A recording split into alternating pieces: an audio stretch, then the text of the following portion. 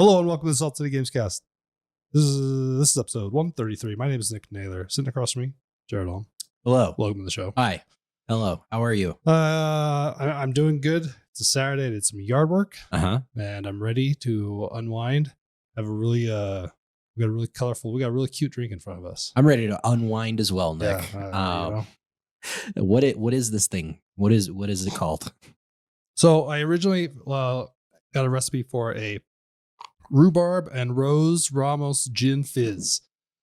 That's a lot of words. I know. And the recipe has quite a few things in it. But basically a couple ounces of gin. The original recipe said half ounce lime juice, lemon juice, a couple ounces of this rhubarb syrup. Okay. And an egg white and 2 drops of rose water, which my wife just had some of that. I'm not really sure what people use that for, but You just had rose water hanging out? yes. Okay. I don't know. What do you do with it? I don't know. Put it in Gin Fizzes, I think. I don't know if there's any other There's no other practical application? I don't know. But how do you get rose water? Well, I have so many questions. So that was the thing. And I actually asked my wife, I'm like, well, should I just go out to my roses? And she's like, well, it might take a lot. And I was just like, I don't know what this is. I really, anyway, I don't know, man. She just had it. So here we are. But then I made it and it actually was a little boring. A little bit. And then my wife was like, well, I have limoncello. What if we use that? And I was like, fucking yeah, let's do that. Mm-hmm. And then it originally gets an ounce of heavy cream. And instead of that, in this one that I just made for us, I put that 1921 tequila cream. Mm-hmm. So you've got kind of a lot of different things that have alcohol in this cocktail. I don't know exactly where I land on it. It's kind of fun. I don't know that it's going to be something I'm going to be like, I need to be making.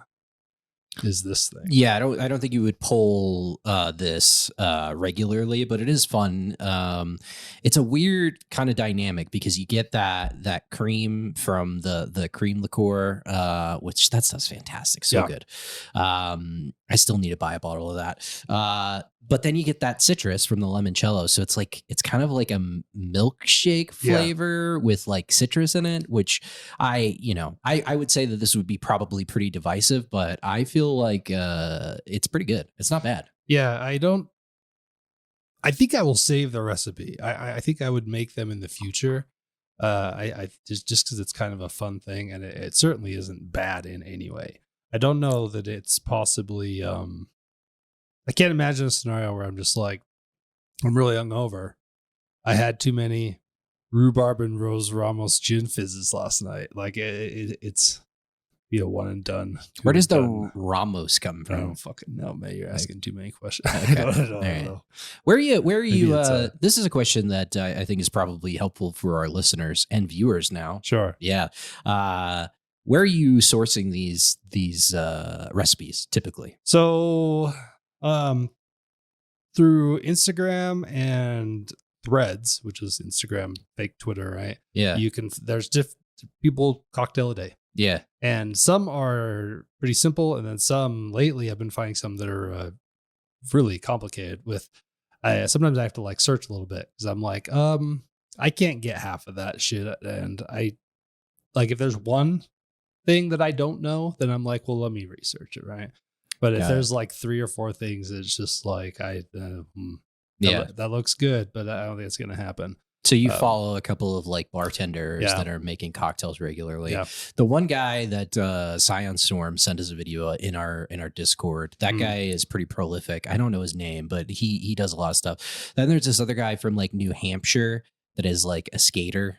Nice. And his whole thing is like injecting comedy into his videos, but like he makes a lot of like really complex things. So I don't know if maybe I'll send you his stuff. There's a guy out there on Instagram that looks like he would drink Bud Light in the morning and for lunch and for dinner, and that's it. Yeah. And he makes a lot of fun ones, and he's pretty funny. He's just this big guy. Maybe this is the same guy. Maybe. But I've seen some stuff by him. But Yeah, I don't know. I just watch and watch, and there's usually plenty that I'm just like, no, and then something will catch my eye.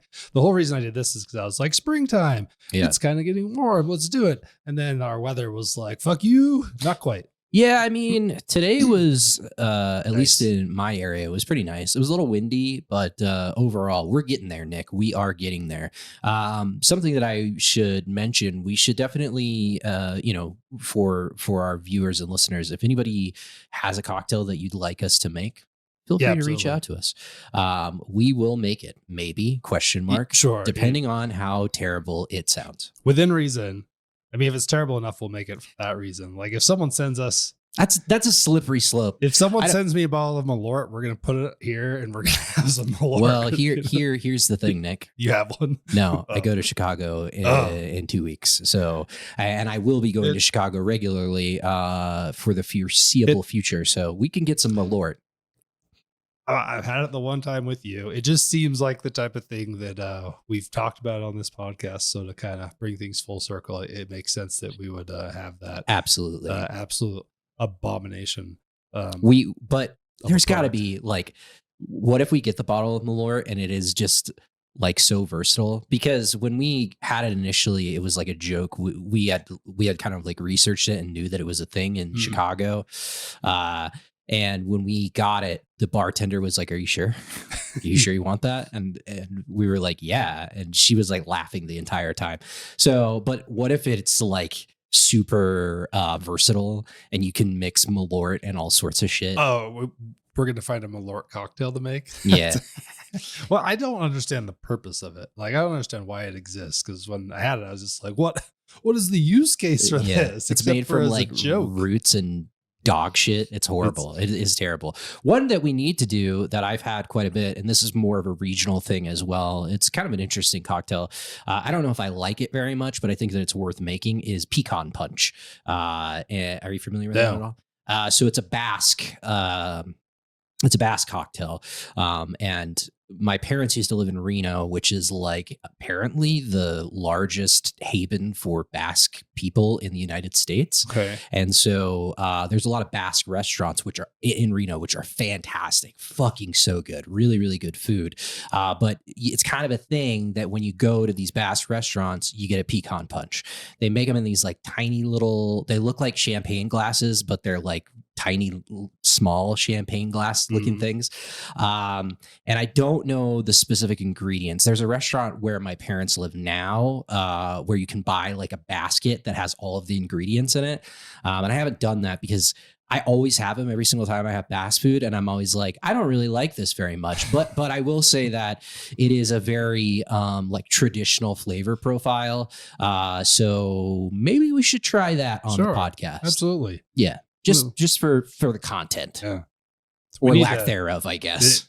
We're running out of fucking ideas over here. We're just doing the best we can. We should probably touch base. You mentioned it that we've been talking about video for a while. We've been recording for quite some time, but we never really knew exactly when this thing would go onto YouTube because we had been working through a lot of technical problems. So it's not like we did like a grand opening, like, hey, this is the first episode on YouTube. Nope, that's not really it.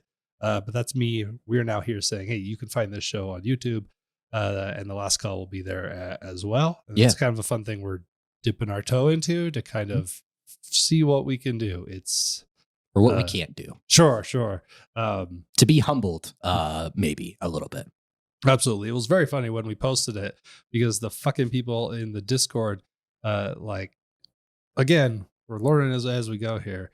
And what happens on YouTube is you upload it and it's like, hey, it's ready to go, but it's still we're still kind of working on the HD versions. But you can tell you can publish it. Right. And I was just like, well, I want to see it. I want to see that it's working. I'm not going to tell anyone that it's up. And I posted it. And it looked like dog shit for like 4 hours, right? But of course, someone in the Discord was like, "What is this? What is this I have found?" Because he had found our channel and followed it. And there's some very funny pictures from it of just like our faces. Like you can't even make them out. I don't even know what resolution it is. Just the lowest possible. Yeah, like 40p or like something super low. Pretty funny though. And then we made little badges out of it, which I appreciate. Thank you for doing that. Yeah, yep. So it's a learning experience. We're definitely not experts at this. We don't know what the fuck we're doing, to be completely honest with you. So we're learning as we go, and hopefully things will kind of fall into place. We'll make some decisions on what we want to do with the video portion of our show going forward, but come on this journey with us. Absolutely. Or don't. I don't know. I don't care really. You got anything else going on, or should we jump right into the video games? No, I don't have anything else going on. Let's talk about some games. I saw you playing Hellblade.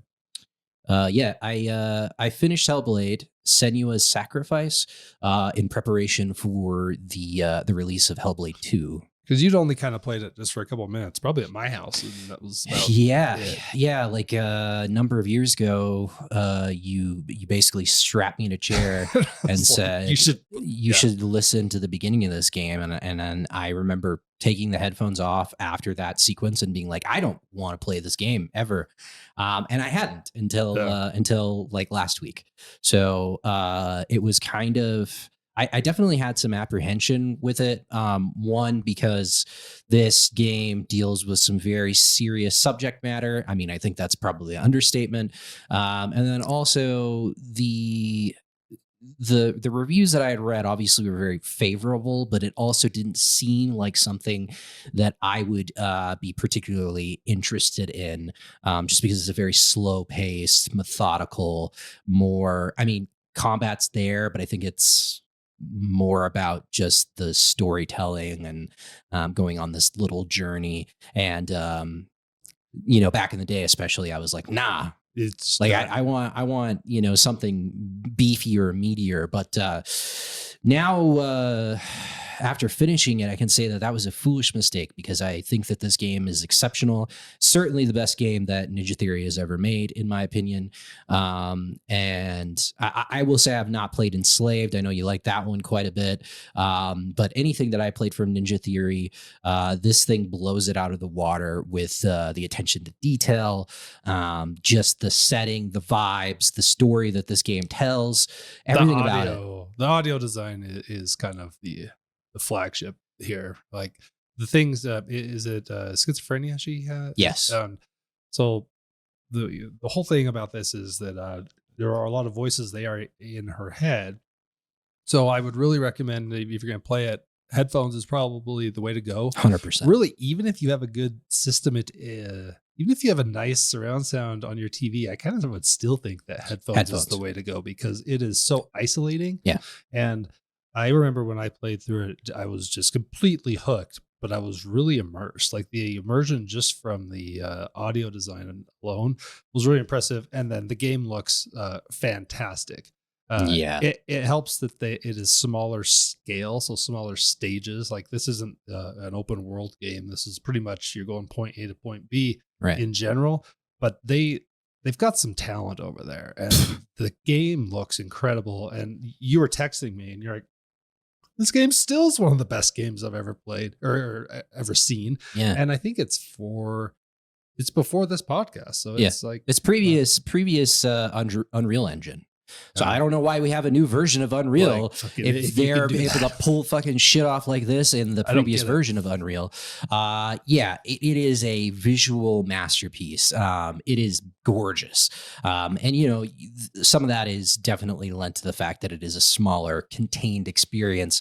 But man, beautiful to look at. I mean, I think that the animations of the facial animations, the way that characters move in this game, enemies as well as Senua, it looks great. I mean, it's fantastic. There's a lot of jaw-dropping moments in this game as you kind of plow your way through.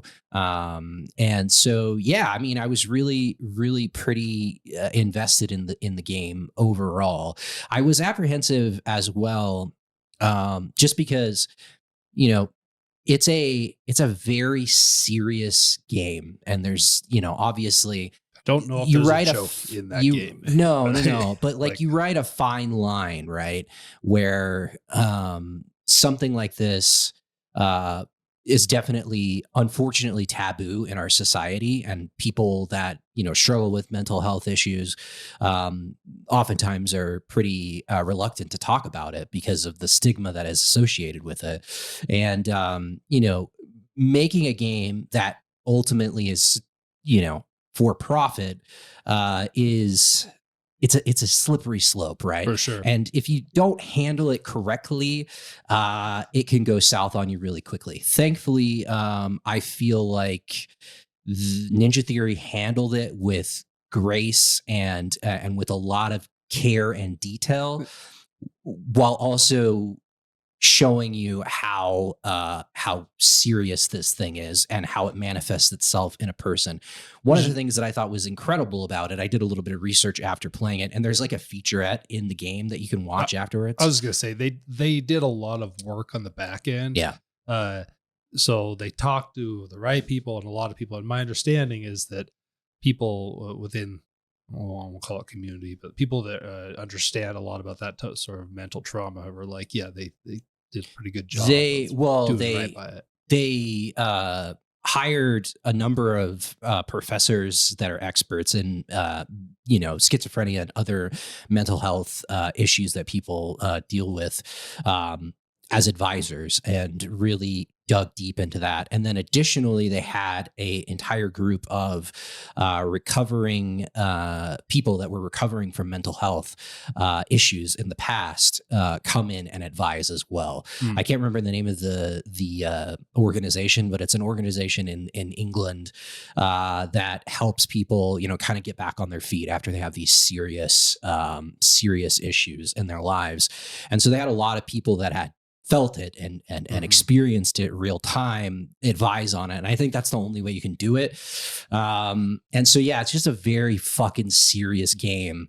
And it is hard. It's a hard game to play just because you are the level of immersion and kind of unsettling nature that this game presents is hard to deal with. I mean, it's maddening. Like as much as like I would assume it's maddening for a person to actually deal with this kind of thing in real life. It's crazy, dude. The audio design is excellent. And I watched them record the way that they did it. Yeah. And it's pretty funny because they had like voice actors just in this circle essentially, with a big giant microphone in the middle of the room, and they would walk in a circle and then just like whisper their lines as they were walking back and forth across the microphone. That's pretty cool.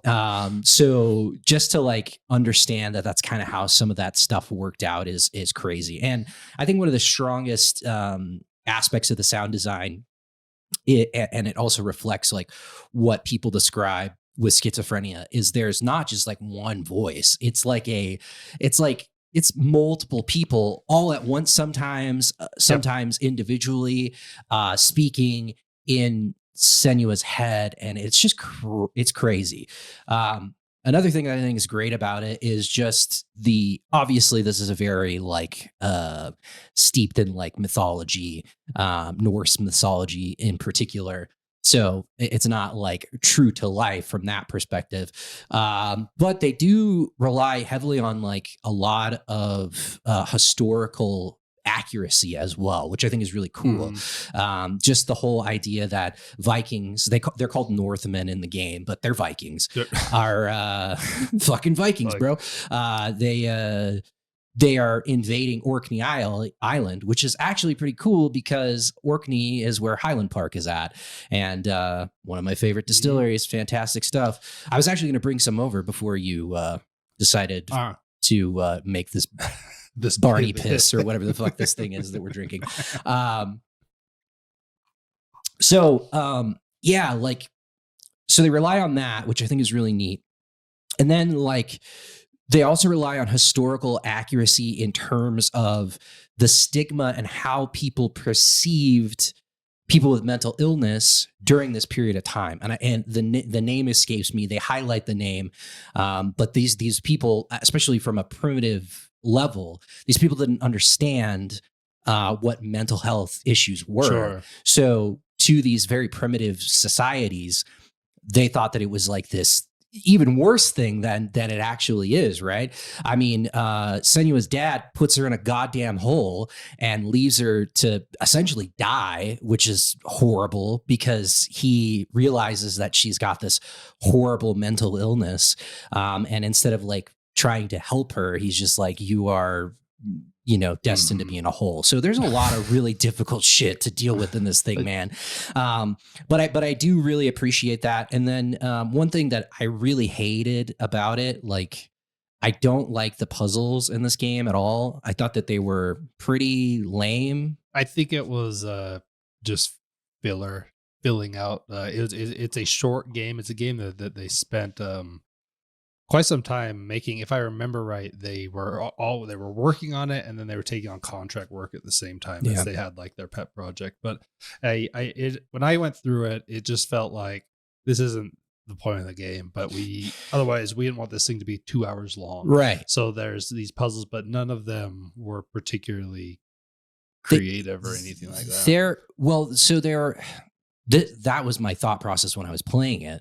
And then doing research on it, I think it's fascinating the way that it works as well. But like, yeah, just to kind of highlight some of these puzzles, it essentially revolves around finding runes in an environment. You'll go to a gate. There'll be 1 to 3 runes on the gate. Once you have those, that you look at the gate, and then you have to follow like around the environment and try to find matches of the runes in the environment. And it doesn't work. It's kind of clunky. I mean, it works, but it doesn't work well, in my opinion. You have to be very precise about where you're at in relation to the rune to get it to proc and activate. There were times where I would be certain that I was in the right place, and I would you hold E. I had to play on a keyboard as well because Game Pass wouldn't allow me to use a controller again on this game. So fucking sweet. Thanks, Game Pass. Love you. That can't be a coincidence. I don't know. It can't be. I didn't say that it was a coincidence. I'm just saying, like, when has a Game Pass game let you use a controller? Because you just there are plenty of them that have recently let me use it. Yeah, recently. Okay. I've tested it when I was going through the Liza P bullshit that I was going through. You were testing I tested out a lot of games through Game Pass. It's just like it's definitely something in Game Pass client that's causing issues. 100%. I don't know why. I'm using a fucking Microsoft dongle, and I'm using a Microsoft controller on a Microsoft operating system through Game Pass. So I don't know what the issue is. I wonder if my Steam, because I have it, you could. It's fine. I didn't think about it. It was fine, and it's doable with a mouse keyboard. It's not like a super mechanically intensive game. But anyways, there was a lot of times where I would be like in the right spot for these runes, and they wouldn't show up, and then I would just wander around the environment, and I'm just like, this has got to be it. This has got to be it. And then finally you have to be in like the right angle and look at it, and it works. So I thought that was really lame until I fucking watched that little piece. And one of the people in that group that I mentioned said that he essentially was, one of the things that manifested with his schizophrenia was that there was this massive like mathematical puzzle interspersed into like everyday objects, right? And he felt like he was on the edge of solving some sort of like massive solution to like life's problems or just like life in general, but he was like never able to complete it, obviously, because there was no solution, and these were all like mundane objects. But to him, it was like this very complex thing that he felt like he was very close to solving. And the way that they execute that in the game with this rune puzzle system that they have, it makes sense. And you're like, oh fuck, like, because they'll be as like mundane as like a pillar on a building, right? And you're like, there's nothing there, it's just a pillar on a building. But then in her mind, she's able to like quantify it and make it actually a thing, which I think is brilliant. It's a brilliant thing. But I will say that for the future, the sequel, hopefully there's a little bit more there. But yeah, just like a really tight and tidy game that I really enjoyed. I'd like to see more, just talking about some of the things that I would like to see in the sequel. I'd like, the combat to be expanded a bit. I think the combat system for what it is pretty fun. and pretty enjoyable. One of the bigger issues, I remember wasn't it like just a parry block type system? yeah, It's been quite some time since I played it, but I remember being like, "Hey, the game looks so good, and Yeah. that combat's really that camera's right over your shoulder, Mhm. so like it feels really kind of like dynamic and immersive." But Yeah. by the end of it, you're just like, "Well, I didn't really have a whole lot of. I didn't have a kit here." Yeah. Yeah, there's nothing in the way of like customizing your kit, which I kind of appreciate because it would kind of, I think, water down the experience. That's not what this thing is. And I appreciate that they didn't like video gamify it like crazy again, because it's just such a fine line that you're towing when you're dealing with something so serious. But the combat here, while serviceable and fun, I think lacks some depth that I would like to see. There's some level of frustration with some of it as well. Just small things here and there, just around the combat system. But the story, man, it's very good. It goes places. I will say that when I finished it, I was like, "There's no need for a sequel." Like Senua right before the game turns to black and goes to credits, she's like, "I have another journey to take," and in the context of like this potentially not even actually happening, and this is like all a figment of her imagination, like I guess you can continue on the story, but for me, like I just kind of feel like it could have just been this and been fine. I feel the exact same way. I think I aired those concerns when they announced this game like 2 years ago. Yeah. I was just like, man, I don't understand. Like the game sets out to do a very specific thing, and it does it really well. So when you say you're making a sequel, what is it that's setting out to do? Because you like, and these guys are good, so like, I mean, I'm absolutely gonna play it right when it comes out. But like the screenshots are of this new one, like you think the previous one looks good. Oh my god, I watched like a little gameplay trailer. I was blown away. So it also seems like there's going to be companions, or at least one companion that showed off in the trailers, so she's not just interacting with herself. It may be a figment of her imagination. That might be the way that they're handling it, but they've already showed a character that's interacting with Senua during gameplay. So that's going to be a big shift from the first game, which is very isolated. Just Senua and David traveling across. I'm Troy. Like, it's just and he's just like completely fine and no mental health issues. He's just like, "What's going on with you? I don't know what's going on." I am real curious about this thing, and they've shown it so many times. They've been working on it for so long.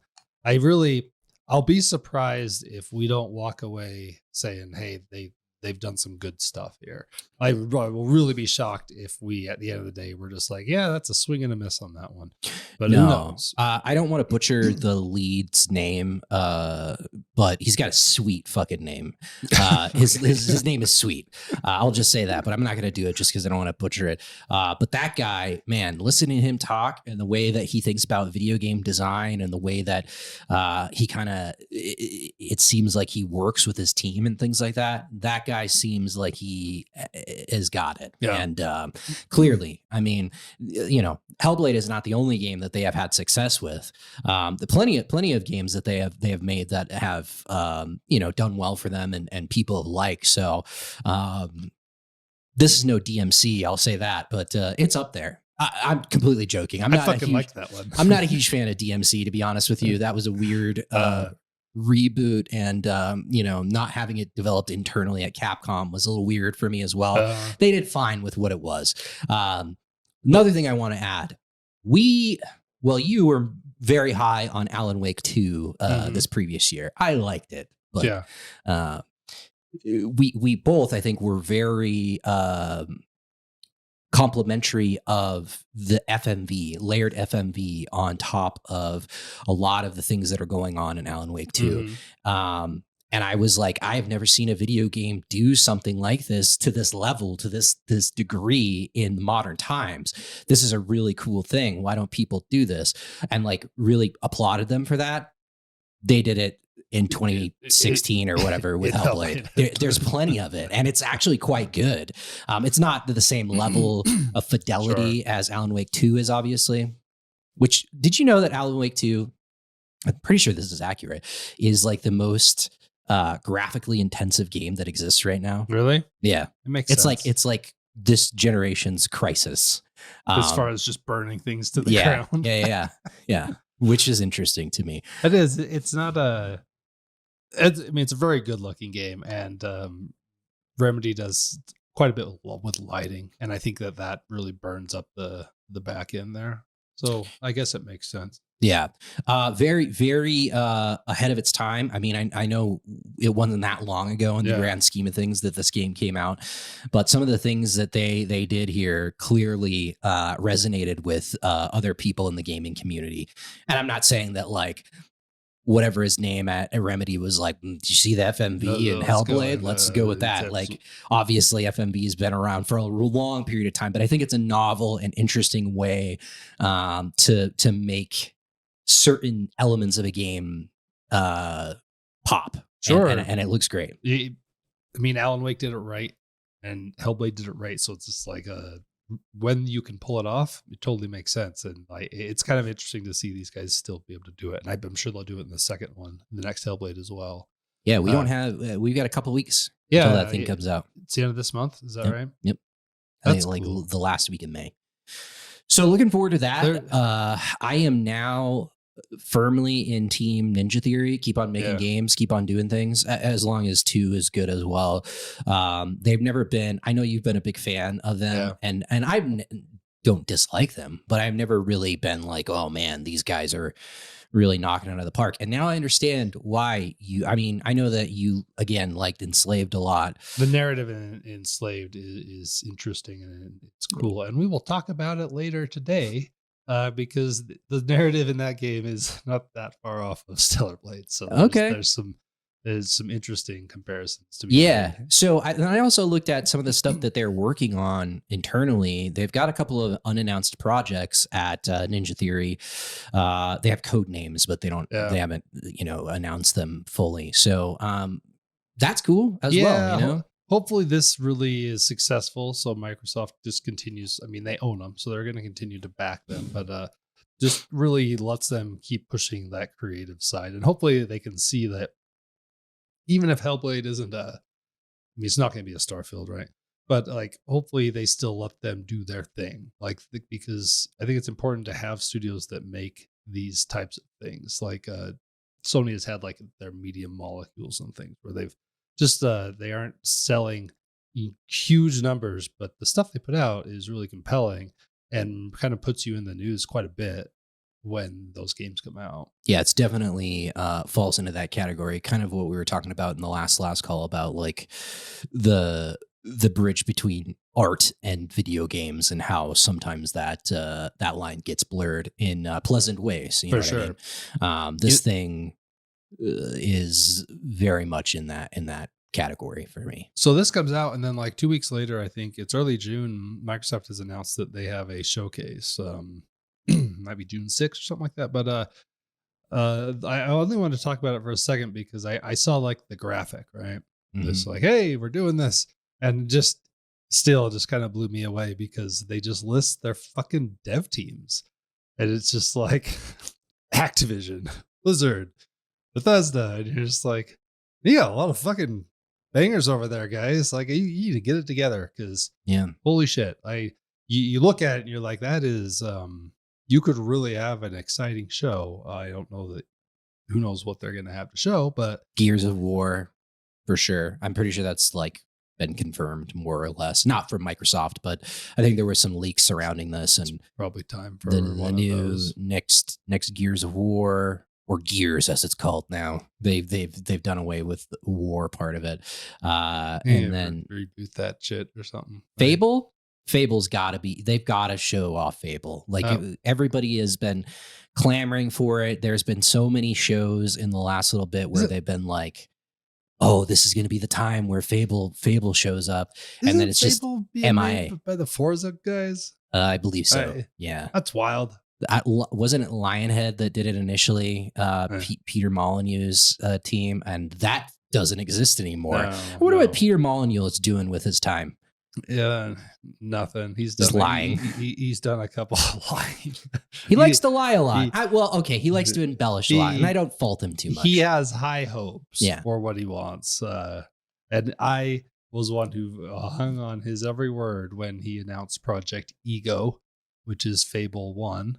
Yeah, and for years, he would be like, "It's amazing. You're gonna plant a seed." Then you'll come back years later and there's a tree, and it's like, motherfucker, you didn't even get close to that.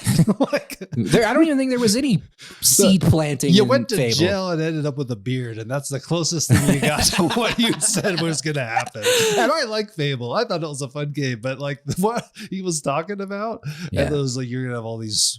Every time you get you're going to chop someone's arm off, you'll see them later and they'll be mad at you because they don't have an arm. I mean, that's where all those. Memes, that's reasonable. That's where all the memes came from, right? Where the meme is like of him talking, and it's like, well, I just really want it to where like in Call of Duty, you kill someone, and then you're playing a baseball game, and you see that person's son in the crowd crying, and you're just like, what the fuck? What is happening right now? Lay off the shrooms there, guy. I don't know. I feel like this is a good time to roll it out. I mean, Microsoft has said that they are going to be showing off a lot of games for this showcase. So I think this is a logical time to do it. Probably makes sense to show off another Forza game, I would think. Horizon specifically, another Forza in that. Dishonored or Deathloop. That's what I would get pretty interested in. I don't maybe Dishonored. That would be cool. That'd be sweet if they show that off, but that would be, I don't know. I mean, just with all of the turmoil that's been going on at Arcane lately. Yeah. That would be, maybe that's what they need to, well, it's definitely what they need to right the ship. And Deathloop, I don't see it. I think Dishonored's the logical thing to do. Deathloop, I think, is too new still. It's also a tough one for a sequel. Like, it was a very specific way that functioned. But there's also things you could build off of with that. Sure. You just got to create another Groundhog Day or something, or Yeah. Like the story, I think, is the less concerning thing that you need to work out. It's just, how do you build on what was already there? I think the logical thing to do would be expand out multiplayer a little bit more in interesting ways. Like, the multiplayer aspect of that game is fascinating and really cool, and I like it quite a bit. But it would be cool to see them come up with some better ideas around that stuff. Sure. And then just expand out the loop mechanic just for the single player experience as well. So what else could I see them throwing out there? I don't know. I mean, Blizzard is on the thing, and it's just like, well, I don't think you're announcing anything from Blizzard, but a new Blinks the Time Sweeper. Yeah, that's totally what they need to do. You ever play that game? No. You were a cat that had like a vacuum cleaner, so it was kind of like Luigi's Mansion. Okay. Pretty sure that it was before Luigi's Mansion. It was like, at the time when I was a child, I was like, this game looks great. It was fucking terrible though. It was a terrible fucking game. Perfect. I don't know. What about they'll bring back Lost Vikings. That'll happen. You ever played Lost Vikings? I never played it. No. It's not very good. I can't imagine that it's very good. It's weirdly frustrating when you worry about it. We're gonna go to a break, but before we go to a break, I want to just say, the more I had this cocktail, the more I disliked it, and it started off pretty well, and then by the end of it, I was kind of like, I'm ready for this thing to be done. So yeah, it's not very good. Hey, so it's a swing and a miss. Trying my best over here, everyone. We'll take a quick break. We'll come back, talk some Stellar Blade.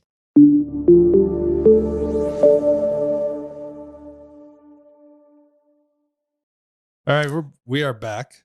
I got a special beer. Sometimes I will go and I would be buying myself beer, and I'm like, hey, I got a podcast coming up in a few days. So if there's a Pilsner or maybe a German beer or something, I'll try to, not always successfully, but I'll try to put something in here for you. So I got this with you in mind. Thanks, man. And I haven't had one yet, but the label is top notch. This is from Bewilder. I really, really like that place. It's local in Salt Lake, and you should probably check it out if you're around here. This is incredible. It's called the Big Crispy, which what was that one beer that we tried from what was it? Shades. That was like the Big Gay beer or something like that. I have no idea. Something along those lines. Oh shit! I forgot. It's a very good name. It was a very, very good name. This is riding pretty close. Big Crispy. It looks like, what's the mascot for the fucking Phillies? I don't know. You know what I'm talking about, though, right? Kind of looks like that. A little like Yeti on a snowboard. Speaking of Yetis, we are getting a hockey team here in Salt Lake City. Yeah, that was random. I feel like maybe people that follow hockey were like tuned in and they were like, this is possible. But me, I have never watched a hockey game I wasn't at, right? I was just like randomly, I was just like, hockey, and it's here. And there's some people that are pretty excited about it, I guess. So I'm not like a hockey guy. I don't really know anything about hockey. It's somewhat similar to soccer on skates. That's really the only thing that I can, I mean, it's fairly similar. I mean, there are some differences obviously, but they're pretty similar in a lot of ways. So yeah, I'm not a big fan. I don't know anything about it, but I am excited for the prospect of a professional hockey team being in Salt Lake City. It was a big thing. It'll help the city. I mean, like definitely. Like jazz games are a big deal for all the bars and restaurants in the city. And they're going to be playing at the same place that the Jazz play. So you are just going to have really a densely packed schedule of bringing a lot of people down into Salt Lake. So that's cool. I'm fairly certain that people that are diehard hockey fans are not stoked that they're going to be playing at the Delta Center, because apparently hockey in the arena is bad. Someone told me, and I'm not going to be able to elaborate. Someone told me they got some work to do because the sight lines don't work well for hockey. And I thought about it, and I don't understand, but I don't watch hockey. So I don't I could see it from like an angle, but if you're like in the middle of the stadium, the arena, surely it's not an issue. Right? Well, sure. I think the argument is that there's going to be groups of areas that it's just like, this doesn't play. But also, like, since when did we care about that? I've been to Fenway. And those fuckers there's a seat behind a column. I'm not no joke. And you can go, you should Google it. You can like Google the bad seats at Fenway. And it's just like, you don't want to be 33B because you just look at a beam. And it's like, why is there a seat there? Yeah. Yeah. Some of those like older fields and stadiums have they that just issue. Won't change it. Right? Well, I guess people should still fault them for it, but like they don't fault them for it because it's Fenway, right? But if you build a new park like that, no one's going to say like, this is fine. Yeah. No, this is just how we drew it up. But the reason why I brought up the hockey team, they're kicking around a bunch of names. Ryan Smith is the owner of the Jazz, Real Salt Lake, which is our professional soccer team, and now this hockey team. It's pretty crazy. It's crazy. Yeah, he's a multi-billionaire, kind of a tool, seems kind of like a bit of a douche. Okay. I'm just gonna throw that out there. Great. I don't know how that's hurting our he seems fine. He's just like tech bro, 100% tech bro. Him and his dad founded a company called and his brother founded a company called Qualtrics, and then they sold it for like billions of dollars. And then he was like, I just want to own all the sports in Utah. And then he's bought a bunch of sports teams. But you have to give him some credit. You know, he's kind of unifying all of the major sports that we have here in Salt Lake City, and he's done some good. Like Real Salt Lake is the one that I follow the most. He's done some good there, and I gotta applaud him for that, especially in comparison to our old somewhat racist fucking previous owner. He's leveraged his position to get some things in Salt Lake, because he for sure threatened to strip not be in Salt Lake. So, but the thing, I guess that's what you do. Yeah, absolutely. But one of the things that I think is actually very smart is they are not going to name. So anybody that doesn't know, the Arizona Coyotes are a current team, I guess former now, unfortunately, that is moving to Salt Lake City, but they're going to rename the team. And he has publicly stated that they want to make sure that they get it right. So for the first season, which will be next season, there will not be a name. And the way that he's going to do it is they're going to hold voting for a number of names, and then the name that is picked by the people is going to be the name that ends up being the hockey name. It's kind of a genius PR stunt. Like, it's pretty good. You're going to get a lot of attention by doing that. Yeah. And are the names announced yet? Yes, they are already announced. Yes. So I don't know all of them, but these are the ones that stick out to me. The Blizzard, the Utah Blizzard, which I think is terrible. No, firmly not Utah voting Freeze. for that one. The Utah Venom, which I think is terrible as well. The Utah Fury, which is terrible. The Utah Hockey Club. So that's just the name, Utah Hockey Club. That we can vote on? Yeah, and then like for you can vote for end Utah team? Hockey Club. Yeah, Yes. that's my vote. Fucking let's do it. And Let's then just- no, this is my vote. This is the one that it should be, in my opinion. The Utah Yetis. That is the one. Yeah, absolutely. Yes, That'll probably be the one that wins. I fucking hope Yeah, so. I hope so. Yeah, for sure. Because I mean that's pretty sweet. We've got big ass mountains here. I there might be Yetis. I don't know. I doubt it. I think that's more of like an Asian thing, right? Like in yeah, but aren't they? I Pretty don't- sure. Like, hey, if you know where Yetis come Everest? from, join the Discord and come tell us. Yeah, Like, I don't know. I've been on the Matterhorn before, I don't- motherfucker. I think that's a Swiss. God damn it. We're going down the rabbit hole here. Is it a Yeti? I don't know. Sasquatch is like more Okay. Western, I feel like. The Yeti, I'm pretty sure, is like an Asian thing that hangs out on Everest and eats people. What's the You monster? like pay $10 and take a picture with him up there. What's the monster in OG Rudolph the Red-Nosed Reindeer? I think he's a Yeti. Is that a Yeti? Yeah. That thing's terrifying. Yeah. We should be those. Yeah. Either that or the Utah Hockey Club. The Utah Yukon Corneliuses from Like- Rudolph as well. like- That's a good one. That's just a funny name. Like tonight, the Lakers versus the Utah Basketballers. Like, what are we doing? Like, Yeah. I think that the Utah Hockey Club has a chance. But I want it to be Yetis so bad, dude. Where'd Venom come from? That's I don't know. Or the Fury. Wait, what? Those both are bad. Yeah, The Blizzard is just super generic, and also our inevitable rival will be the Avalanche. So it'll be the Colorado Avalanche versus the Utah Blizzard. That sounds horrible. But yeah, I mean, big things happening. There's also a lot of we're gonna get a baseball team. It's just not imminent. Like the Millers are going hard in trying to bring, which were the previous owners of the Jazz, one of the richest families in Utah. They owned the Jazz for a long period of time. Larry Miller moved the Jazz from New Orleans to Utah. And, you know, it makes total sense that we didn't change the name because we have a very rich history of jazz in Salt Lake City. Every corner, you're like, what's that I hear? He's playing Is that jazz. some fucking jazz I hear? There's jazz bars everywhere. There's not there might be one. There's not a lot. It's fucking weird. The Cabana Club might have been a jazz bar, kind of, but then they've replaced it. So, goddamn, that was a poor decision. I know it was a different time, but poor decision to not change the name from the Jazz. But it stuck, and here we are. We're the Utah Jazz. I don't know. I don't know. It's all exciting. I hope we get that baseball team. I bet it's going to be 10 years, but it certainly seems like they're just going to say, look, we got the spot. Bring it. And it's a bad spot.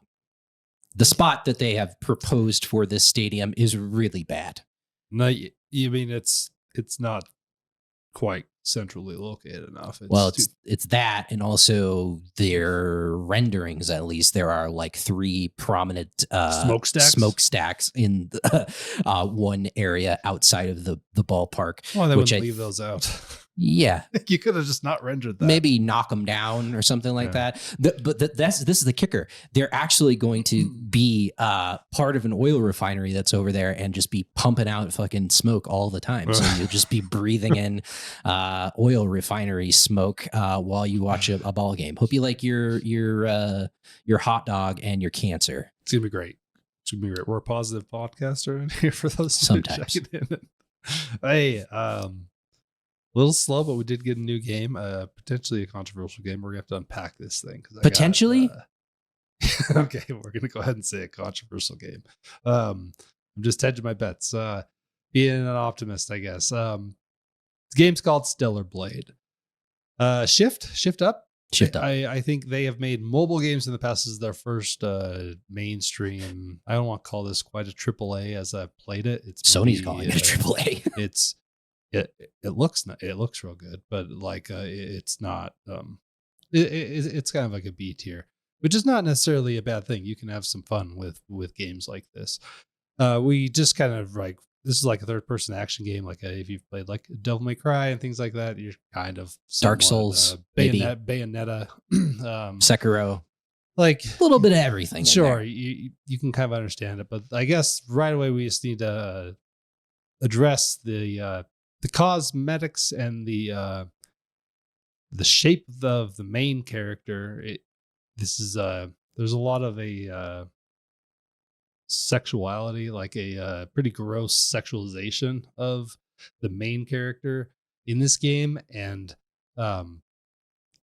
that's not completely new, right? Games like Bayonetta exist that have character models that aren't necessarily great, right?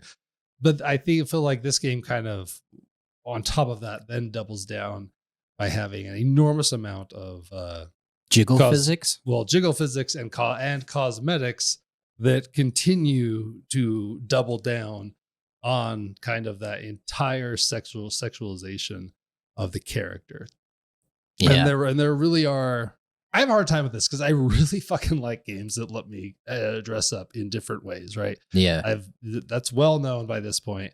So there's still a part of me that's just like, fuck, I got a new thing to look. I got a new outfit. Let's go look at it. And it's just like lingerie. Well, I can't do that one if my daughter's in the room, like, because that's humiliating.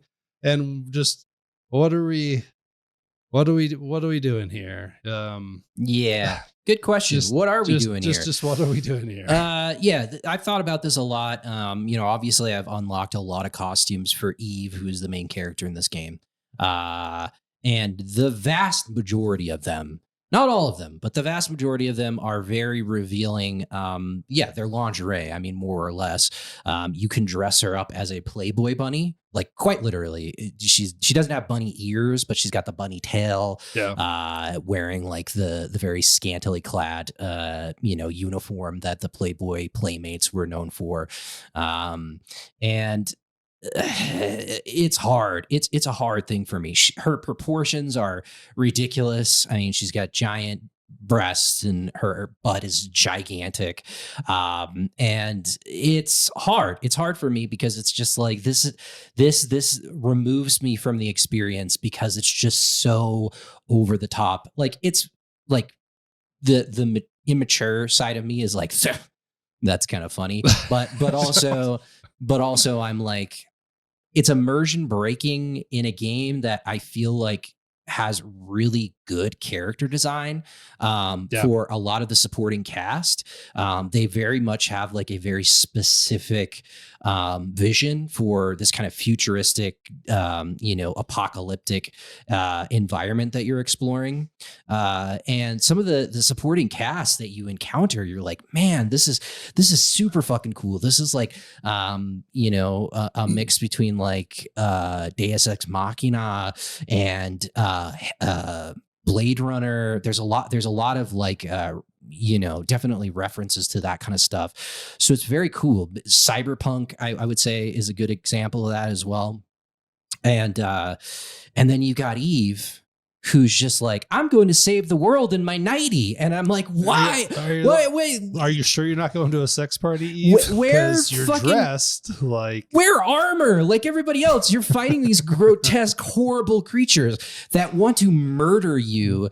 And you have decided that your best bet is to wear a fucking nightie out there into the fucking wilderness. There's surely like radiation, like fucking put something on that's going to protect you. But she's just out there doing her thing. And like, to be fair, she's like a cyborgish type character. Like, so she doesn't have to deal with a lot of the things that like a human would have to deal with. And like, Ghost in the Shell is a good example as well. Now that I think about it, a really good example, actually, which I love quite a bit. But I don't know, dude. When you look at the way that the East and the West have kind of in recent years conceptualized female protagonists, it's night and day, where the East is just stuck on this, like, we can have a cool character. And I don't think that Eve's a bad character necessarily. Like, there's not a lot of depth there from what I've seen up to this point, but also I don't think there's a terrible character. But it's all just like undercut by this really gross way that they have portrayed this character. Whereas the West, I think, they're definitely, we have offended as well. Don't get me wrong. But I think in recent times, like Aloy is a perfect example. Like Aloy is not sexualized. She's just a badass chick that's fucking doing her thing. And the East can't seem to get away with just being like, I'm just a cool character that doesn't have my tits out. And I just don't get it. I don't get it. Just the sexualization. Like, we play games that have sexualized characters all the time, and we talk pretty high on them, and we don't even necessarily touch on it. Like, not to this level. Like, right? Like, we've talked about Bayonetta. I don't believe we talked about it really in any way when we talked about the most recent Bayonetta. I don't think so. I feel like Bayonetta is tame in comparison to this. Yes, but she's absolutely a sexualized character wearing a tight fitting, like, she's wearing a suit made of hair, man. It's gross. She is the thing. When I was playing, nothing sexual about that. When I was playing the very first Bayonetta and she was walking, my wife was next to me and she was just like, what the fuck is happening with her walk? Why is she? She has guns for shoes. That's why. It's hard to walk when you have guns for shoes. But my example actually was the more recent Tomb Raiders. Like, it's a very good looking character model. Yeah. But they did not double down on any of this. And they did have a decent amount of cosmetics, and their cosmetics were not this. They were more, if anything, they were offensive in a different way, with like native appropriating and stuff like that. But it was not a sexualization thing. So like, we can see how it can be done on these characters that, I mean, Lara Croft is like the OG, right? That was a character that was over sexualized. The recent ones, they haven't done it there. And then this thing shows up and you're just like, this is just kind of crazy that this exists in this form, and that it is a quote AAA game on a Sony console. Like, this shit's all over mobile. Like I know that, but it's really wild. I mean, it's all over Asia. I mean, that's just the truth. I mean, like, don't get me wrong. I'm not saying that with any sense of pride, but that's just the way that they envision characters. I'm not saying that every single, female character in a Japanese, Chinese, Korean produced video game is going to be sexualized, but there's a lot of them. I mean, more than there is not. And so, I just feel like it's unnecessary. Look, you can accentuate like the female form and the beauty of women. I mean, I'm all for it. Go for it. But the way that this is handled is just like, it's fucking gross, dude. Like, it's not just a really attractive character. It's way above and beyond when you see, like I said before, the sheer amount of things you can dress this person in, and all of them look like you're going to a sex party. Yeah. Also, just the sound design in relation to Eve, like, if she's gonna move a crate, she like moans in a way that is just not like, I've been around women moving things. and I've never heard a woman like moan like this. Like it's very intentional. It's clear what they're doing, and it just comes off as cheap and lame. And I don't know. It's just not for me. You know, there's a lot of people out there that are like, oh, fuck you. Like, you know, like, you know, this is the way I like my video games. Keep women, you know, scantily clad, like whatever, man. I really like the idea of you watching them move something and being like, wait a minute, I operate a moving company and that's not. I'm just saying, like, have you not noticed her? Like, she makes these really like exaggerated moaning, orgasmic fucking sounds when she's just doing like mundane shit. It's like, you don't need to moan when you're typing on the keyboard over there, Eve. Like, Jesus Christ, this is so off-putting. It's just completely weird. And to me, it's a huge distraction from a game that's pretty fun to play. You ever played Dead or Alive before? Yes. Yeah.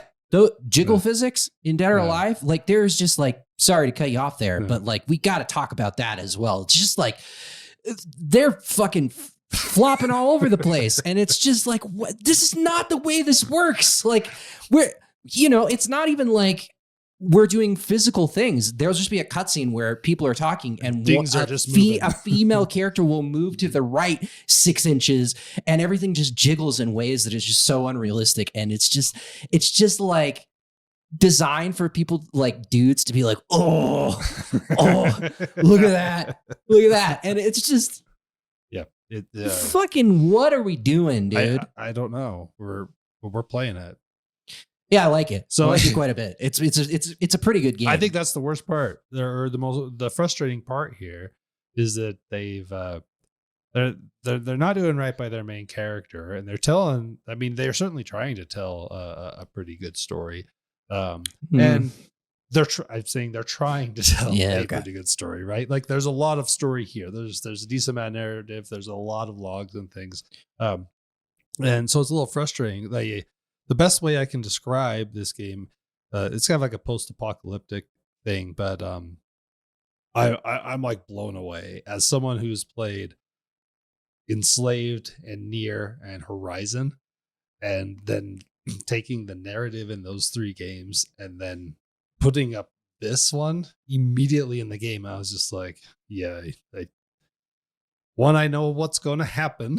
I know what's going on, like, just generally speaking. And then the similarities in some of them is fucking crazy. The Nier stuff, so much of the story is the same, of flying down from space as a cyborg. It kind of blew me away how closely it paralleled some of just like the core story of Nier Automata. And it's like, I mean, that's cool, except this is not Nier Automata on a narrative side. That they're not the things that I really liked about that game. This one doesn't do it, and mainly because like everything it has is predictable, and I haven't really like. I feel like one of the they didn't even attempt to have like a reveal. Like, really quickly you're in, and I haven't finished the game yet, but I think I can see where it's going. But there's this prophet dude called the Oracle. Yeah, not the Oracle. He's the Oracle. Take the A away. It's the Oracle. Like close to Oracle. And the Oracle. And then there's this other entity called the Mother Sphere. And it's just really early on, between logs, like 4 hours into the game, that I'm just like, I am helping the Oracle guy, and Mother Sphere is tied with me, and they're both bad. And I'm reading logs that are like, people are just like, they're bad. Yeah. But the dialogue my character's saying, they're not reacting to the logs we're reading. It's like, are you not reading the logs? Because we're still giving him hyperdrive. This guy, the Oracle, is this weird guy who is kind of weirdly like the end boss of Enslaved. Very cool design. Yes. He's in a boss room. If he's not the last boss, I'm going to be blown away. You walk into the biggest dome you've ever seen. Yeah. There's nothing in this room. He's in the middle, and you're giving him these hyperdrives. And the second I saw him, I was just like, this is where the game ends. Like, we're going to come fight you, right? I'm going to help you. I'm going to give you a bunch of hyperdrives, and then you're going to turn on everyone or something. But anyway, I don't know if that's what's going to happen. So maybe that's not a spoiler, but I feel like most people that are reading any logs, I mean, there's a shitload of them. They're just like, the Oracle's bad. But then I don't like, they're like, your party is never just like, hey, did you see this thing I saw? I picked this up in the dust. This person's saying he's bad. They're just like, we got to get him another hyperdrive. He needs it. Yeah. Like, yeah. what are we doing? Well, yeah, like pretty early on in the game, like you get to Zion is what it's called. And it's like this big city, in air quotes, big city. And you go and give the first hyperdrive you give to the Oracle. And then I was just wandering around and I found just a piece of paper on the wall that was like, don't help the Oracle. He's bad news.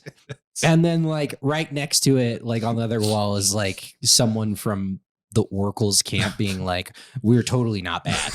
We're definitely not bad. Don't listen like, to people. And I'm just like, this is pretty on the nose, right? Like we're not really hiding what is probably going to happen here. Usually games try to have a reveal, and that's the one thing about this game so far is that like stuff happens, but it has not even attempted to have like this like any sort of a turn, right? And if they try to do it, and if those characters react to him turning, I'm going to be so mad. Yeah, because it's just like, well, that's just. There's only 9,000 logs in this game. Like there's a lot of them that I've been reading. Yeah. Yeah. Definitely weird from a narrative perspective. I don't know. It's kind of all over the place. Definitely not the strong suit is the story in this game. I think that the characters, while they might be one note, are pretty interesting just visually. And I think that they're well voice acted. The dude, what's his name? The dude that's in the drone all the time. The guy that flies the Adam. It's Adam. It's Adam and Eve. Yeah. His name is Adam. That dude's voice is very soothing to me. So like when he talks in the drone, I'm like, yep, keep on talking. What do you want me to do, Adam? Yeah, tell me where to go, Adam. I'm going. So I think that it's all well done from that perspective. Visually, this game is a stunner. I mean, it's absolutely gorgeous for a studio that has only produced mobile games up to this point. For them to kind of come out of the gate with something like this is very impressive, and you have to give them credit for that. And you know, I think they definitely have pulled from a lot of existing IPs as inspiration for this thing, and I think that it carves out enough of a niche for itself that it doesn't feel quite like any of that stuff, which I appreciate. So it's kind of an amalgamation of all those things, and I have enjoyed it from that perspective quite a bit. This is the biggest selling point for me for this game, hands down. The music in this game is fucking incredible. So good. I am like right now, as I'm talking, playing like one tune in my head over and over and over again. Very reminiscent of Nier, a lot of the music. You know what my input on music was coming into here? What? Yeah, the music's pretty good. It's not Nier. Yeah, but I fucking love the Nier soundtrack. Yeah. This soundtrack is very, very good. It's very good varied. At the vocal shit like that. A lot of times there's just like this lady who's like, like in the background. It's very good. They're speaking Korean. Okay, it's Korean. They're not just like chanting. Sometimes I swear it's a chant, but sure. I promise you it's Korean. There are some tracks that are in English, but most of it, from what I've seen, is Korean, which Korea, they do pretty good with their music. You know, they got a big scene over there for that kind of stuff. So it's very good. Like the music is very good. I was like, I'm gonna go fucking listen to this soundtrack on Spotify. Is the soundtrack sexualized? Probably. I mean, but we can talk about the combat. Obviously, this crispy is good, by the way. Yeah, it's a good beer. It's a higher alcohol for a Pilsner. It's like 6% or something like that. But, yeah, I liked it quite a bit. But so where this thing and where I've just been really enjoying this game is just playing the game is fun, which makes everything we just said disappointing that we have to start with that, because like the combat has the kind of a parry system like we've seen in Sekiro is the ones that kind of really started that thing, but it's not as tight as a Sekiro. It's not as punishing as a Sekiro. Like it's very fast paced combat. If you miss a block, like the world, it's fine. It's not an extraordinarily difficult game. I think maybe bosses I've gotten through all bosses within 2-3 times or something like that, and sometimes I beat them first time. But it's a lot of fun to play, and it's really satisfying. Like when the perfect parry noise, it's a good noise, and it sounds dumb, but it's like it makes that fast combat better when it's just like and when you link a couple of them together and then get to punish these guys, it's a good time. And those parries, it's all tied into a pretty good system here. So one, every time you parry, you're kind of bringing down, we'll call it like a stagger meter. I think it's called something else, but essentially if you do it enough times, it's going to stun them and you're going to go be able to do a lot of damage to them. But at the same time, doing those parries increases, essentially, it's called your beta, but it's your mana to be able to do some of your skills. So there's just a lot of incentive to engage with the dodging and the parrying, and both of them are going to increase those skills. And I found it to be a really good loop. There's a decent amount of combos in this game. I don't engage with a lot of them.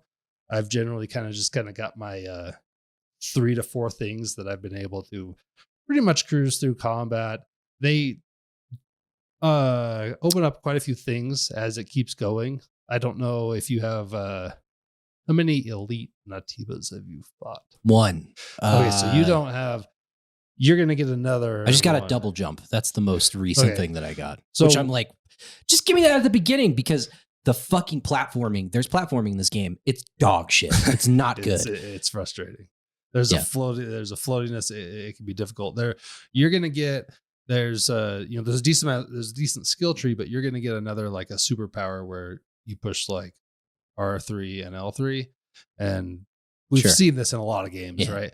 Once you get through the second elite nativa, you'll get that, and that has its own tree, and that seems pretty good. It's just a lot, and I've just been very engaged with just enjoying running around. It's all very doable. It's not this massive game. It is a little longer than I thought. I thought it was going to be 14 hours, and I'm probably approaching 23, 24 so far. Yeah, I was pretty bummed initially with it because you start out in this pretty drab environment. Although it's cool, like it's like this Victorian city that you're in, like interspersed with like very futuristic technology. So there's like large statues all over the place, and it's interesting. But that intro sequence that's essentially what it is before you get to Zion, which is like hub more or less. I was kind of worried because I was like, is this just going to be the game? Like, am I going from one area of the city to the next?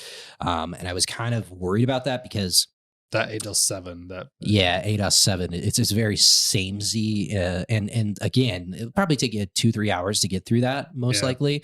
But it does open up. I think that the world environment, the environments after that, the one that you go to right after that is the wasteland. It's a pretty big environment. There's definitely enough for you to kind of explore and find secrets and things like that. And I think the design of the levels is pretty good. It looks very, very good, like I said. And there's a lot to explore. So I appreciate it from that perspective. It's very Dark Souls in its execution in terms of you set up these camps, which is super satisfying. The camps, I love the camps. I absolutely love them. It's the whole tone. Where they've lost the visual tone, they've kind of nailed the tone of like the playing of the game, the audio of it, because you get to the camp and that music. That there's a record player. Yeah, there's like 3 tracks you can change. There's a chair, like to rest, you just go sit in the chair. Yeah, and then there's just like a giant pot of like Korean army stew in the middle, and there's like a vending machine and a little console where you can upgrade your skills, and there's 2 versions of the camp. There's one camp that is less significant, and you can just essentially sit at one of the chairs. It'll heal you, but then it will also respawn all of the enemies just like a bonfire would in a Dark Souls game. But then there are ones that are more robust where you can upgrade a myriad of different like equipment items that you have, upgrade your weapon, change out your clothes to make it so Eve has less clothes on, which is what everybody's doing, you fucking weirdos. Hey, listen, I got a teddy bear outfit. Yeah. And that's the one that I'm just running through the rest of the game with. Yeah, I guess so. Let's just pause here real quick. I will say, and we didn't talk about this in the opening, there are some cool costumes that are not overly sexual. I just got one that is like definitely a reference. I mean, so much so that it says "Kill Kill" on the front of it, and it's just Uma Thurman's costume from Kill Bill. Yeah. That's actually pretty sweet. That's the one I'm rocking right now. Like Bruce Lee, like tracksuit, essentially. It's why the whole thing's upsetting, because there are still some cool outfits. Yeah. It's just there's a lot of them. 20% like, of them, right? 20% of them, you're just like, hey, this looks pretty cool. This is like a sweet little sweater thing, like whatever. I'm in a bear suit, like a weirdly highly, like the textures are high on this bear suit, and it looks really good. And I got it, and immediately I was like, I have to take so many pictures of it, and I have so many hilarious pictures because of what's happening. Yeah, no, it's great. You kind of spoiled it for me, which I'm a little pissed off about, but it's okay. It's okay. I'll give you a pass. But yeah, just the vibe in those camps is great. I absolutely love it. Every single time you go into one of the more robust camps, there's a coin. Well, all of the camps, there's a coin on the ground that you pick up. And the way you activate the camp is you go and drop the coin into the vending machine in the camp. But it's so fucking satisfying because she picks up the coin and then she does this like very well animated flip, and the coin spins in the air and then she drops it in the coin slot. And it's like a vending machine you would see in like Japan or Asia or something like that. But on the robust camps, a like tent will like pop up at the bottom of it, and then a dream catcher drops down randomly. And you're like, what is happening right now? It's so visually satisfying, and I just love everything about it. It's a really cool thing. And while the combat is not super challenging, I agree with you for the most part. I breezed through this game up to this point. I do have this feeling every single time I get through like a tough run of enemies or get through a boss, and then there's that camp. They nailed it, because every single time I see a camp and I'm low on healing items or whatever it is that I need, I'm like, yeah, I'm gonna like hang out here. I just got enough to upgrade one of my trees, and I'm just gonna chill at the camp for a bit and listen to this like soothing music. Very satisfying for that perspective. The worst is when there's no power. Oh, it fucking sucks. You show up and there's no power to this camp. You got to go do a thing. You're just like, So just to kind of give you my input on the combat and the way that everything works, I mostly agree with everything that you said. Because I mean, the combat's the big draw here, right? This is why you're going to come and play this game. I think that it's just more and more every single time I play one of these Souls-like games. And this is not, I mean, it has elements of a Souls-like, but it's not, I mean, it's like a weird hybrid, I would say. Yeah, I don't feel like I'm playing a Souls-like. Like, I just don't. Like, yes, it has those elements, but when I play this, like when I played Lies of P, I felt like I was playing a Souls game. Yeah. That's not the feeling. I just bought a copy of that, by the way. Because there's going to be DLC. You should just wait for the DLC. Yeah, maybe that'll be what I'll do. I got it on the cheap. I got a physical copy on PS5, so I will definitely play it because I fucking love that game. Yeah. So the combat, I just think that every single time I play one of these, the most recent one that I played was Wulong, and I thought that game, while it had some cool ideas, and Team Ninja has definitely got pedigree, and you know, I was at least excited for the prospect of it. I fucking hated that game, and the reason why I did is because the timing was wrong. It was so far off from what I felt like it should be, right? And I feel like this game suffers from some of that as well, and I'm not the only one. This has been this is what has kind of divided people that have played Stellar Blade. Some people are really, really low on the game for the parry timing and everything just not working like it should. And we're holding it to like maybe an impossible standard when it comes to Sekiro, which is perfect. It is a perfect video game, in my opinion, almost perfect. But surrounding the combat system and the parry system, From Software nailed it. They nailed it. And so it's fast. The parry is fast and very fluid when you're doing it right, but it's not like a walk in the park. So it's this very small timing window to get it right. But when you get it right, you can chain it together. And it's almost like we talked about years ago when we talked about Sekiro. It's like a pseudo rhythm game. The dance. At a certain point in time. I do not feel like this game or Wulong is that, right? So I probably agree with you, and not even by just me saying I agree with you so much as within the game, there's in the skill tree, you unlock things that make perfect parry easier. Right. Obviously, I did that immediately. And Same. there's an exosuit that makes it easier as well. And that is what I've worn the whole game. Okay. So like, I pretty much de facto agree, just because why did I choose to have perfect parry and everything so damn easy or easier? Yeah. Because I was like, I'm not getting this enough. Right. I need this extra kick. So it's a big point of contention. I was listening to Jeff Gertzman talk about it, and he was just like, I like this game. It's cool. It's a cool thing. But the timing is wrong, and I can't get over how bad it is. And he was like, ultimately, I just have better things to do with my time. I'm not going to play this. And like, I kind of want to play it, but I'm not going to. And he was really critical of it. Like, classic Gertzman, like just shitting on it.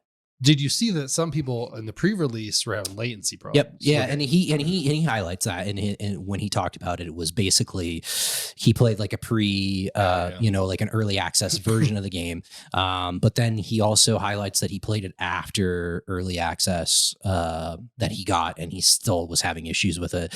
There were some people that were telling him to turn off certain settings to make it a little bit snappier for him. That's wild though. Like, But then Shift Up has acknowledged it as well, because there's a lot of people that are criticizing it for this, because it just doesn't feel quite right. Like I can do it and it works, but there are times where I'm like, I definitely parried that and I'll get hit. Right.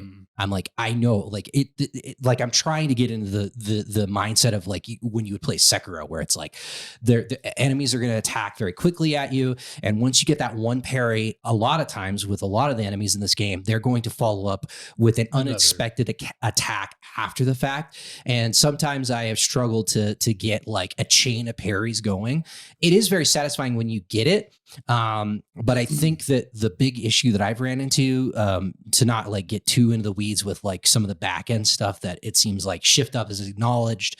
And it was also said, like, I guess, if people don't like it, we'll like fix it, because there's like specific iframes that are going on in the background, with the parry mechanic that, it seems like people don't like, I guess is the most basic way to describe it.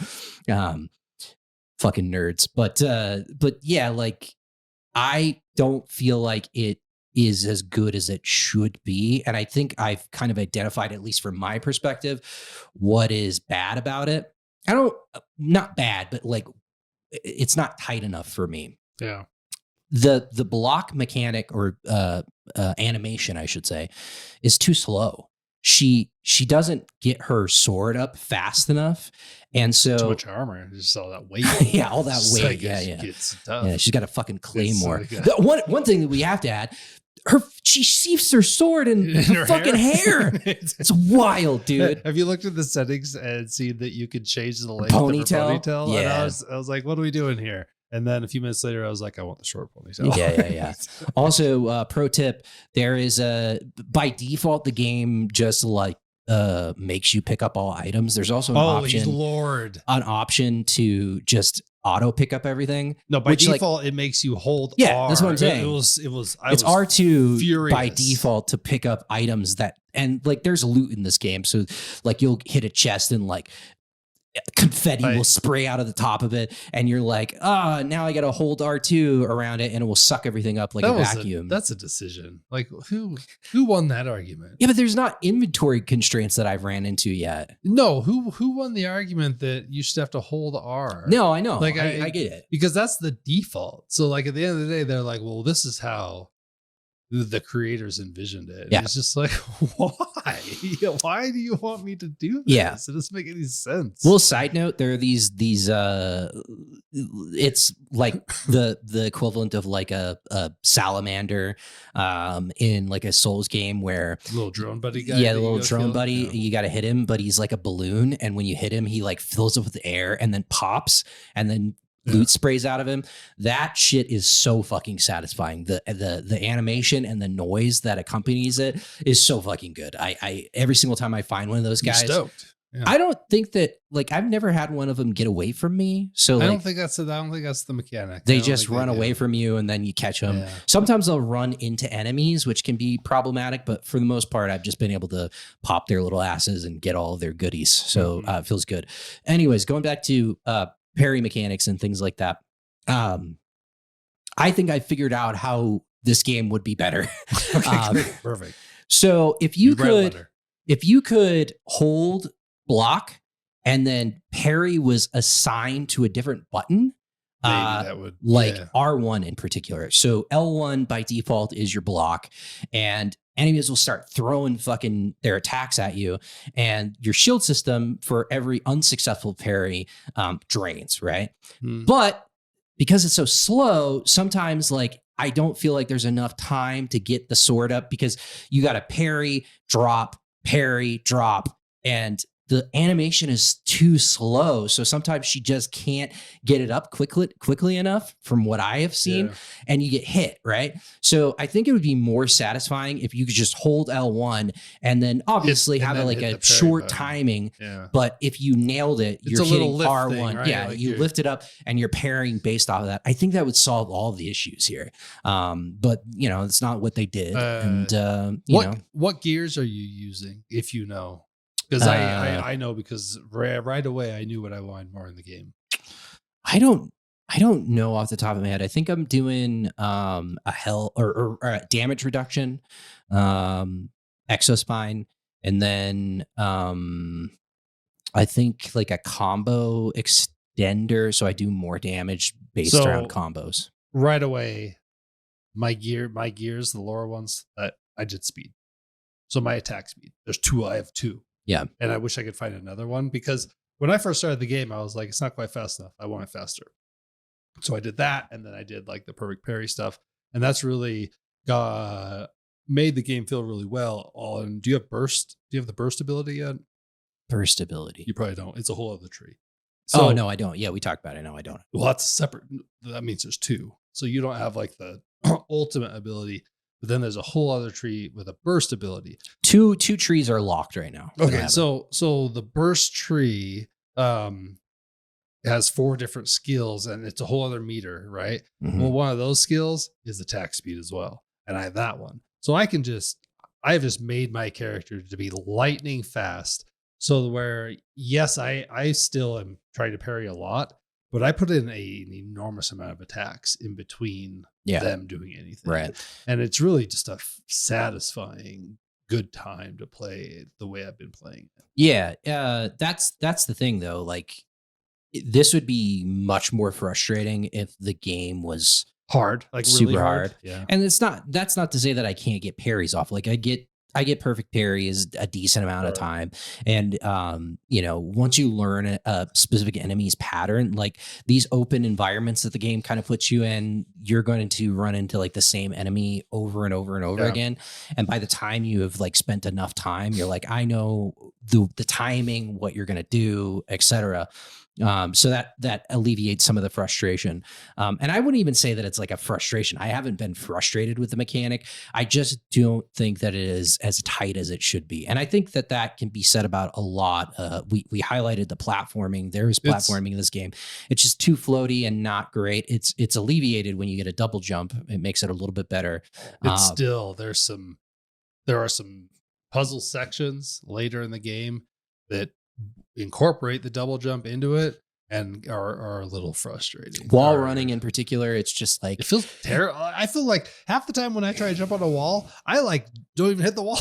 Yeah, it's clunky as fuck. Fuck it up. And so like you can definitely see the rough edges around like an otherwise pretty well polished experience for a team that has never put out a game to this size and scope.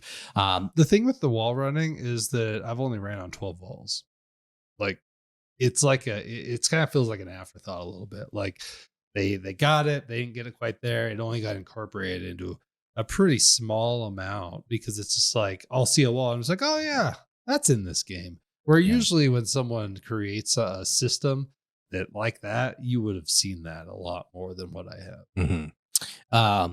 But overall, honestly, I don't hate this game. I actually quite like it, and I have felt compelled. Like I did a pretty long play session today, and for the vast majority of the time that I spent with it, I was like, I'm having a great time.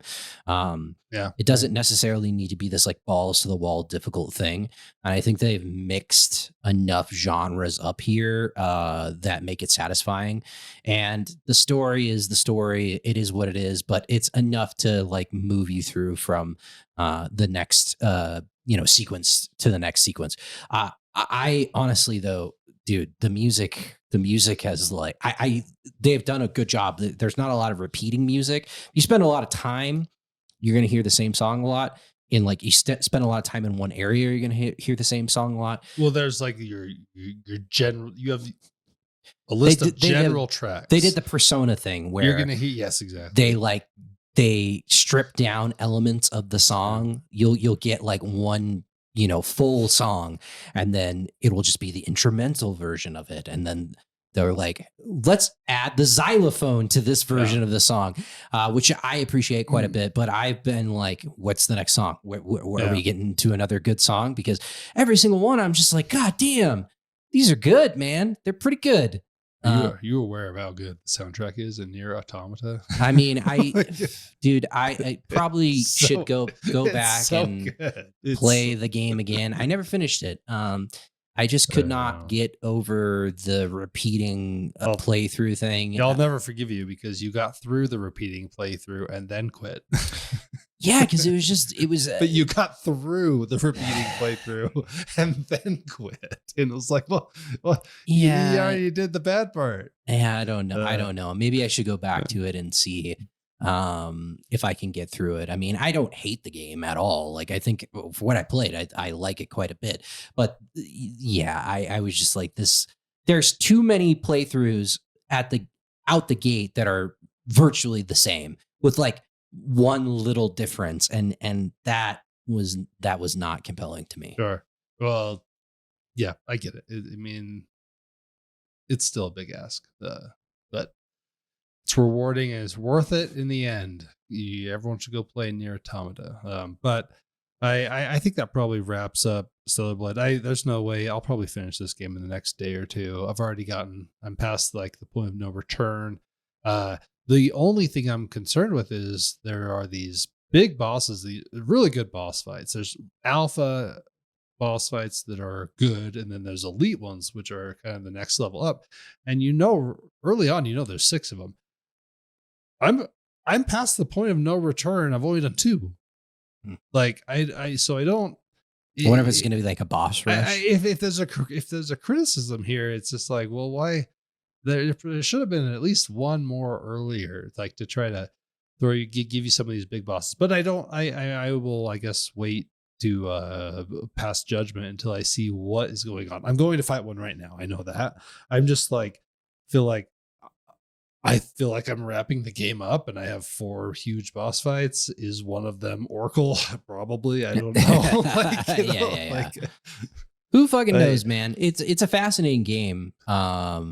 Despite its flaws, I think that there's a lot to like here.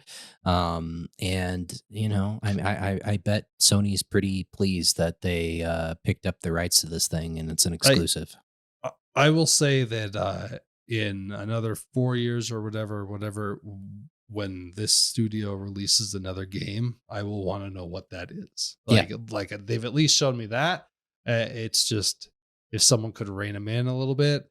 But I don't know if that's going to happen because they will probably get a lot of cult like followers off of what we just highlighted. Yeah. So. Yeah. I mean, it seems like this thing sold well. A lot of people are talking about it, whether it's positive or negative. fairly divisive, but that's a good thing for these dudes. So yeah, I definitely feel the same way. I will be interested in whatever they do next, as long as it's not like some fucking mobile gotcha bullshit game. Sure. You want to tell me, is this a small game? Is this mini shoot adventure? What is this thing? And is this a yeah, so Mini Shoot Adventure is a little twin stick shooter okay? that's on Steam only right now, which is weird because this is like a no-brainer. I'm sure it'll come to Switch and other platforms. But yeah, what this thing is doing is very interesting. It's kind of a mix between like a bullet hell shooter, very light bullet hell. It's not super aggressive or anything like that. You're not like wading through a sea of bullets. But like a bullet meandering bullet hell yeah, shooter. yeah, you're like going slowly through a sea of bullets. And it's twin stick, so you're moving a little ship around and using the right stick to shoot. And the other thing that it's doing and like kind of mixing is it's a like old school Zelda clone, like from like the original like Links to the Past, Link's Awakening type of experience. So you're going into dungeons and you're getting, unlocking keys. Yeah, you're getting like keys and things like that. Are you getting a kit to like help you traverse different areas and things like that? Yeah. They're like for every enemy you kill, you would experience, and then you can build out you can increase your fire rate, skill your damage, etc. Yeah, there's a skill tree. And it's fascinating. It's like a very cool idea. I think it's pretty fun as well. Like I think that there is something here, and I found out about it because a lot of people have been talking about it recently and liking it quite a bit. It's a 2-man dev team, as far as I understand, and it's pretty cool, man. Like there's not much to say about it. Like it's just a twin stick shooter. I think that the mechanics of the game work well. Your ship is snappy, and you shoot your guns well, Nick. But then just like having this general overworld with like these little, self-contained dungeons that you have to, get something from to further open up the map. It's very much just Zelda, right? So it's felt good like because I own story. There's like none really. The ships make like these like weird noises at each other and stuff like that, which like seems to mean that there's some sort of like dialogue, but there's no like on-screen dialogue or anything like that.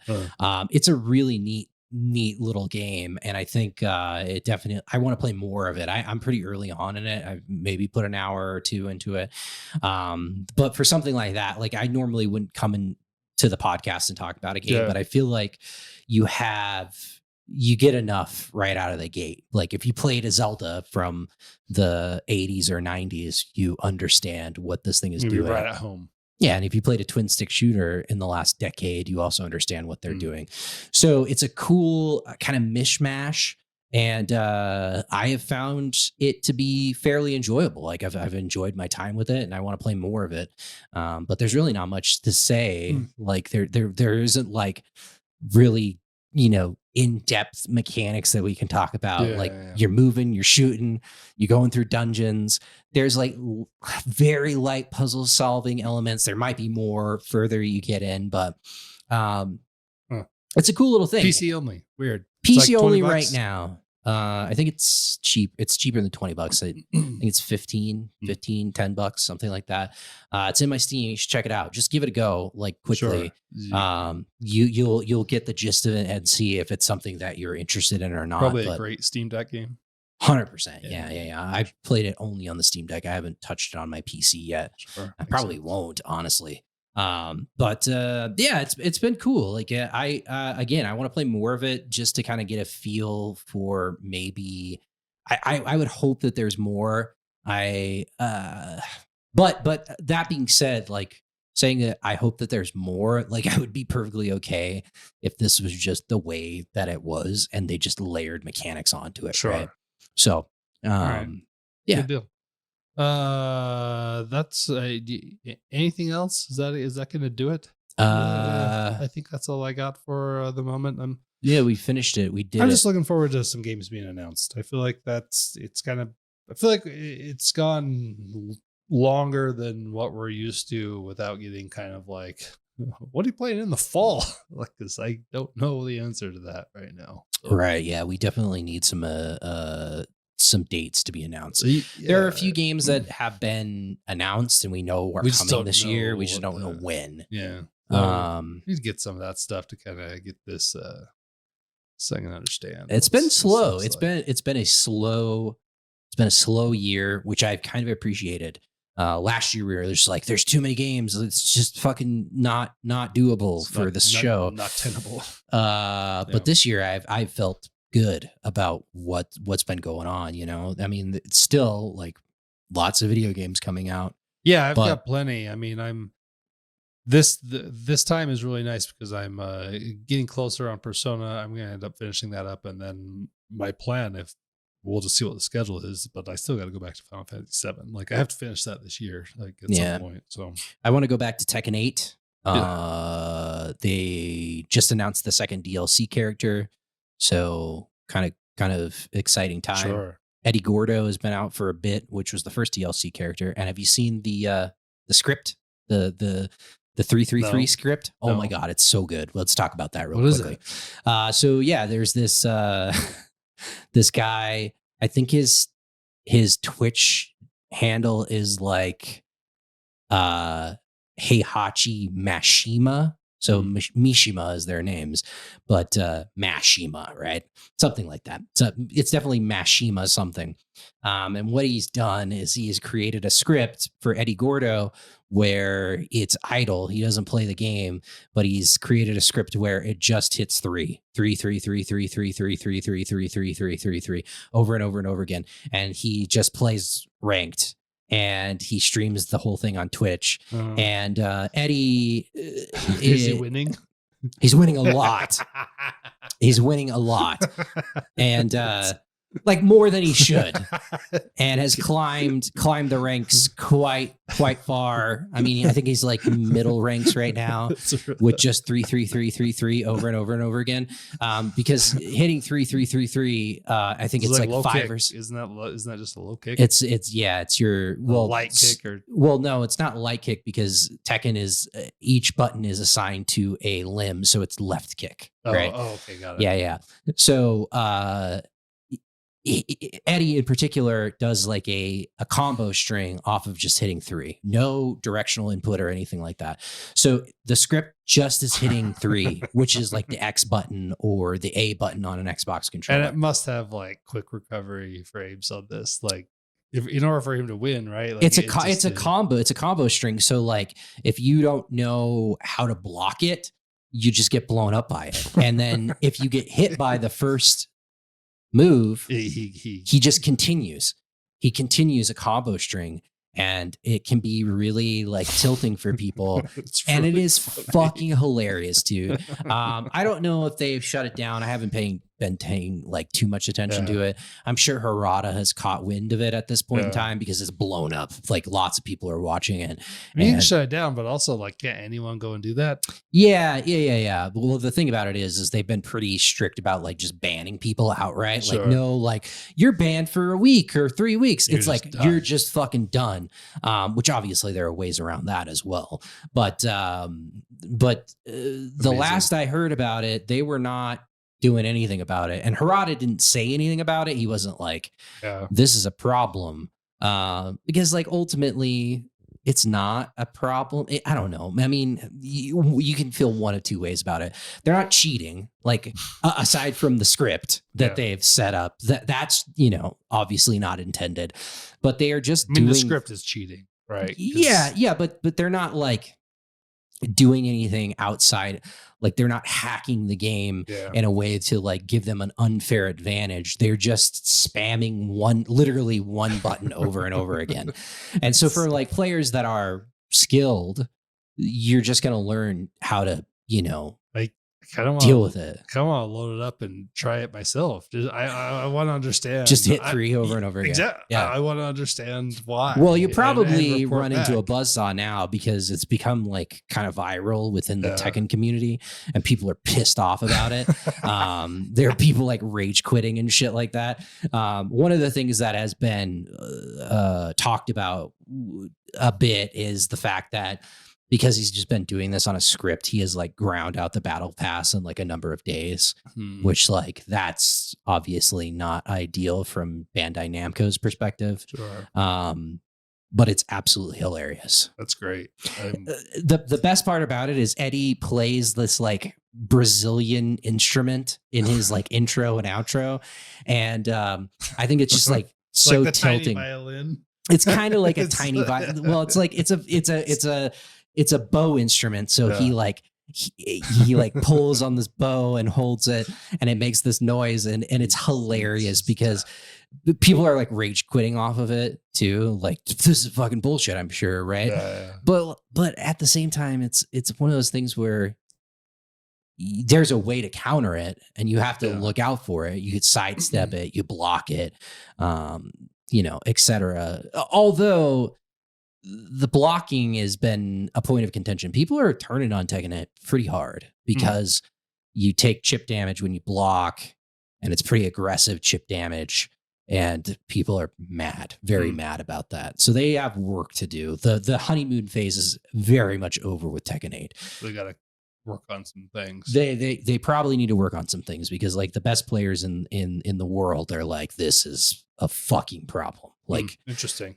So yeah, weird because I think that game is fantastic, and I really like it a lot. But For sure. Hardcore Tekken dudes and chicks are really not having a good time. Okay. So, all right. Hey, that's gonna do it. That's Gamescast 133. Thank you for listening. You can now, whether you are listening or watching, you go into the show notes, and there should be a handy link to join the Discord. Coming into the Discord, give us your drink recommendations. That's probably like the first thing I would like to see happen is just people telling us to make some drinks. That kind of is a good time because I don't know what I'm in for, and then I don't have to think about which drink to make. So that is helpful as well. That's going to do it, everyone. Take it easy.